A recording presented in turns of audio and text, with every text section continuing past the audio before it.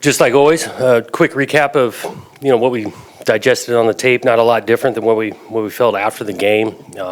Missed opportunities offensively, not efficient enough. Obviously, the passing game needs to give us some opportunity to score some more points. Limited opportunities after digesting it. I mean, you get 8 total drives, but we got to be able to score some more points. Defensively, there's a lot to like, but just some critical moments where we did not execute very well, and they took advantage of that. Credit to those guys playing a solid second half, better than we did in the fourth quarter ultimately. And so we did digest it, and now all eyes have been on Cal here for a day and a half. Excited to get back home, Reser Stadium, play in front of Beaver Nation, the energy that they create. Counting on it again this Saturday against a program. I say this each week, but a program I got a bunch of respect for. I got a bunch of respect just watching their tape from the other night. Sitting there, the record's not what they want. They go down there and battle a really good SC team all the way to the end. These guys are fighting, playing better, I think, the last few weeks. Always presents problems defensively, and so they got our full attention coming this weekend. After the first couple losses, the players talked about all our goals are still ahead of us. After 3 losses, some of those goals have to be out of the way. How do you keep them focused, I guess, on keeping with some of those goals out of the way? We addressed a little bit of that as a team, and really just focus on what opportunities you have moving forward. We got a bunch in front of us. Excited about 3 games, 2 of them being at home. Still have opportunity to finish the season with a record we can be really proud of. Obviously, we're going to play in the postseason, and so the opportunity we've got to, make that game even better by the way we play. And again, we've got a mature group. There's no question. There's some disappointment anytime you lose, but they've rallied back. I thought the vibe was solid yesterday, digesting the tape, and I'm expecting these guys to be really energized and inspired this week. The one thing that seemed to stand out on defense was it just seemed like he couldn't get to Penix. And there was times where he just had way too much time back there. Was there some reason in particular you're just having trouble getting past their offensive line and getting to him? I'll start with credit to them. I mean, that old line can pass pro now, and they've shown it on tape each week. That guy does a good job of when he needed to buy a little bit more time, he can do it, whether that's just getting depth in the pocket, sliding one way or the other. Ball came out pretty quick sometimes. So, it starts with how good they are. And again, we did change our looks. We didn't sit there and blitz every snap. We could have probably got to him more if we'd done that, but then you put yourself exposed on the back end, and they got some good receivers. So, throughout the night, that offense, and for them to, we held them to 24 points and really had opportunities to not even do that if we would have played a little better on 3rd and 4th down. What happened on the touchdown, on the busted coverage with the touchdown? Busted coverage, miscommunication, weren't on the same page, and you give up touchdowns when you're not on the same page on defense.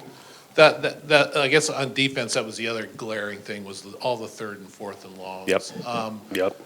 How much did you guys go over that? Was there something in particular that stood out? Started with doing your job. We got a couple of just missed, I'll call it assignments, technique in coverage that, especially I think about that 4th down, the first scoring drive they've got. We're not playing the coverage correctly. Obviously, the bust on the other one, giving up points. And then, again, so often we just focus on ourselves. You got to give this guy credit. That quarterback's going to play in the National Football League, and he did some good things on 3rd down. Do you have an update on Chance? I really don't.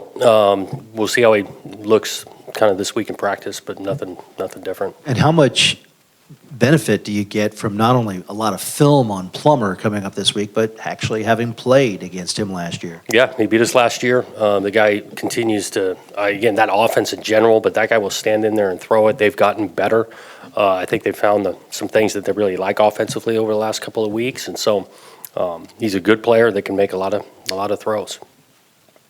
When you get this late into the season, how much film do you watch? Do you go back and just watch the USC and Oregon game, the last 2, or do you go back to the first, say, couple weeks? Right. We definitely emphasize more recent games, but we're going to watch it all. Sometimes, especially like if you think about them offensively, what schematic defense have they seen and how that's similar to us? and you emphasize those. But we'll watch it all, emphasize really the last month on both sides of the ball. Hey, Coach, regarding the play in the game on Friday night, where the timeout was confused and all that, and was Damian on the threshold of scoring on that play? Can you just kind of relive that for us? Yeah, he's definitely got a crease. I mean, they're starting to blow the whistle after he's, I think, down the field a little bit. But whether he I don't know if he's going to score, but it's definitely a large gain. And again, these are bang plays. I'm moving down the sideline because the play clock is getting low. Glance my eyes over if we're going to get this thing snapped or not, and he did. But the back judge or side judge from behind felt like, yeah, that's what I wanted was a timeout, and he called it. One more thing, regarding Plummer. Is this the first time, maybe because of the portal, you faced a guy 1 year with one team and the next year he's on another team? Yeah. It's interesting, isn't it? It's a different day and age, and so it's not going to be the last time. I don't know. We might have played somebody on two separate teams now, but this might be the first time. But definitely, because he's a quarterback. In regard to Damian, he's starting to prove that this isn't just a 1 or 2 game wonder. Is there something that you feel like he's really picked up that's caused him to take this next step in his? Yeah, he's definitely playing better and better, making some really good runs. Not going down on the first tackle. That shows up now repeatedly, and that turns into more explosive runs. His confidence level, really being able to do all the style of runs, inside, outside, gap scheme. So his repertoire just keeps getting better and better. The fourth down calls inside the red zone. The first one made a lot of sense with Coletto being inside 2 yards. The second one, though, you've already missed one of those.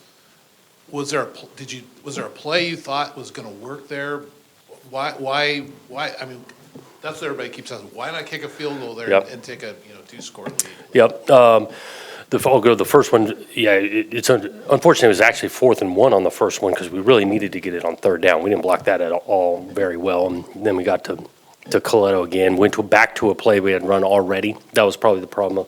Maybe a different call, but again, you got Jack Coletto. We need to get that done. The other one, longer yardage, 4th and maybe 3.5. With the wind, the value is 7 versus. There's no guarantee that it's 3, 7 versus 0. Go for it in this. It's just like missing a field goal. And again, when you talk to our players, and it's our brand, it's not always going to work, but we're going to err on the side of aggression down there. Are you still a little cautious with Hayes when it comes to field goals? No, did you feel like he was close? No, he was healthy. Felt again, if we thought it was the right strategic choice to kick a field goal, we're gonna do it with Everett and had confidence in him. You had the one play where you put Coletto in at Wildcat and then shifted him over to Fenwick. How long have you been sitting on that play? Yeah, we've had a couple weeks. It was a good one, and Deshaun makes a nice run, blocked really well. Coletto's got a bunch of pride in being that, lead blocker. Not that he's perfect. He's still going to continue to clean that up, but he made a huge block on that. It was a big-time play. Your run-pass balance, was that a game plan decision? Was that a weather condition decision on Saturday night? And would you like to maybe even that up just a little bit going forward? Yeah, I think it was both of it, schematically and the wind being a factor. I think it ended up being like 2-1. I don't know if that's quite the ratio we want, but we were going to be a little bit run heavy going into the game. And again, you got to be able to adjust throughout the game. And the way the game wasn't a big old track meet. The style of play, I mean, it was what we wanted in regards to running the ball. And we got to find some ways to be more explosive in the pass game, saying it each week to complement this run game. And we got opportunity to do it this weekend. Is there an update on Trey Lowe's status for this? Closer. We'll kind of see how he responds throughout this week of practice because he did start to practice last week. So we'll know by the end of the week. And Jade Knott for them as a freshman running back. How good is he? Really good player. I mean, good. He can carry it, but he can catch it. They're throwing him the ball too. He's a well-rounded back that can carry it, be physical, make you miss, and they're doing a good job with him, getting him touches. Thanks.